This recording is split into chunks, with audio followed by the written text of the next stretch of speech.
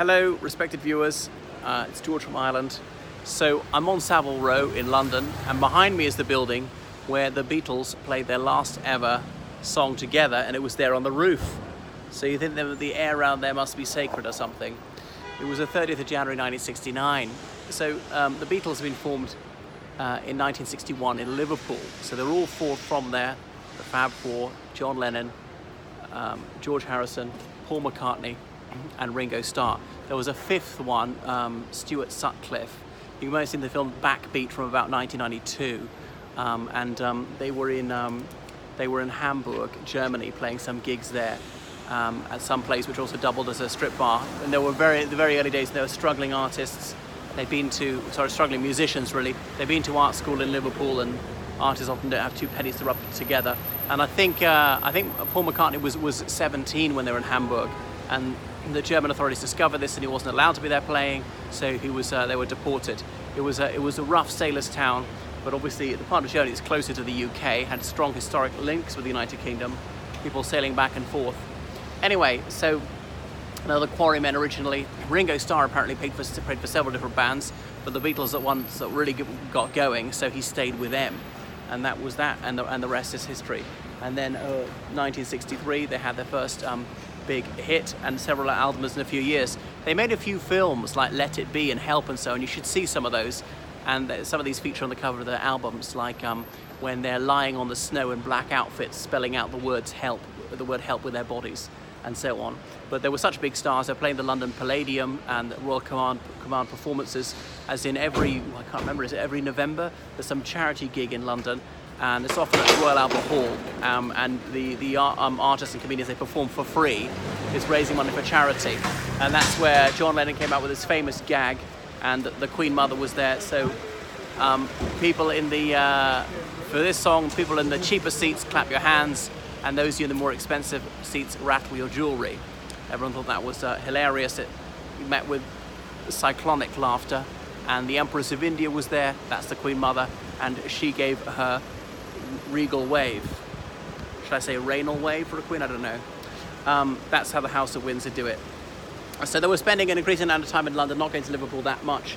John Lennon got married because his girlfriend was pregnant in the early 60s. They split up acrimoniously quite soon, and he thought that his ex-wife was just trying to screw him out of money. They went on to marry Yoko Ono, that Japanese photographer.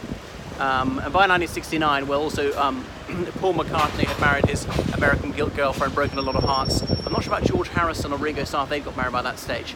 So they're becoming more family men. They had lived elsewhere in Baker Street, for example, and they were drifting their different ways artistically. So that was that. They'd obviously had a huge tour of the United States, performing live in Shea Stadium with all these adolescent girls absolutely shrieking themselves hoarse and delirious with joy to see those guys there. And they did it with, I think they couldn't even hear themselves play. They did it with absolutely minimal equipment. So they wouldn't do it like that anymore. Part of the British invasion of the United States, and some American stars resented it. Elvis Presley had hit it big about 10 years earlier, and his star was fading. And he wrote to the president saying, "We don't like the Beatles. They are spreading anti-Americanism abroad and come here to make their money. They're glamorizing drugs." In fairness, they were, with songs like Lucy in the Sky and Diamonds, LSD. I can't remember what that actually stands for, the proper scientific name. Acid, as it's commonly called, giving people trips. Anyway, so Paul McCartney had his own band, Wings, which I thought was dreadful. He did produce one decent song, Mull of Kintyre, with your mist rolling gently down to the sea and so on. I think the lyrics aren't original. Then they got into Hinduism. They met a yogi. They'd been off to India in the late 60s, and there was such a change, and they made the change, I suppose, in the 60s.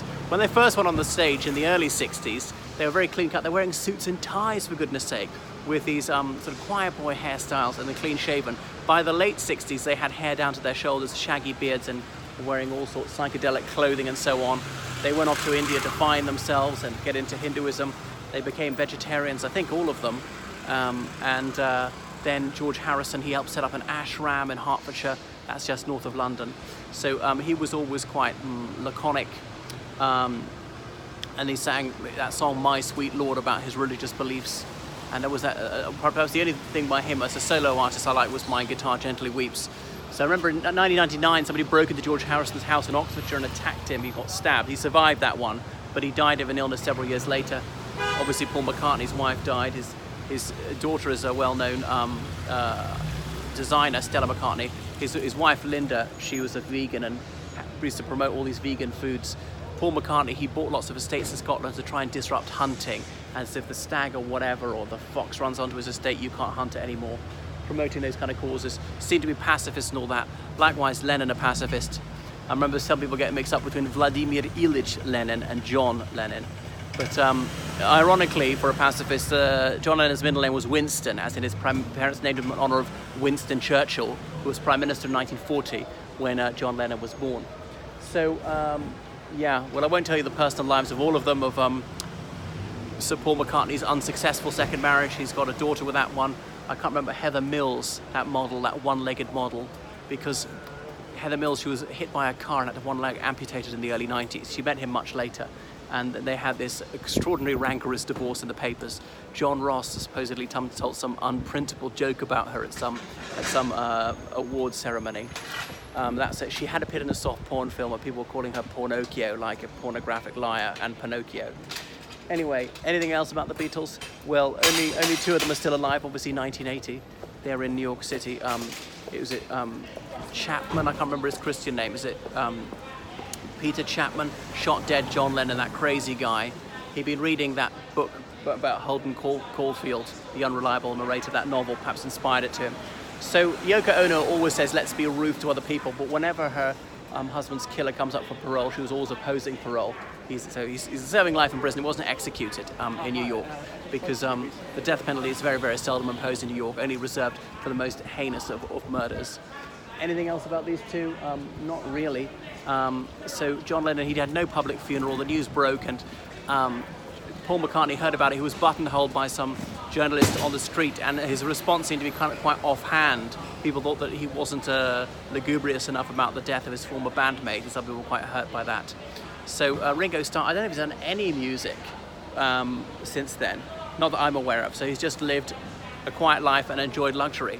So now I know Paul McCartney, kind of egalitarian, not a political person, but vaguely left-wing. Even though he's a multi-millionaire, he had his daughter going to a state school, but she would go there chauffeur-driven. But you wouldn't think, isn't there some sort of contradiction in there? If you're really egalitarian and you don't believe in luxury, you shouldn't do that. There you are. If she'd gone to an independent school, you'd be taking pressure off the state, off the taxpayer. Anyway, that's the Beatles. Certainly, I think their music is marvellous. I've not heard a single bad song by them. Don't share many of their other attitudes. So that's it here on Savile Row. Perhaps most incongruous venue for them to play, as it seems to be quite starchy, a place where they sell all this very formal menswear. I'll switch it off now.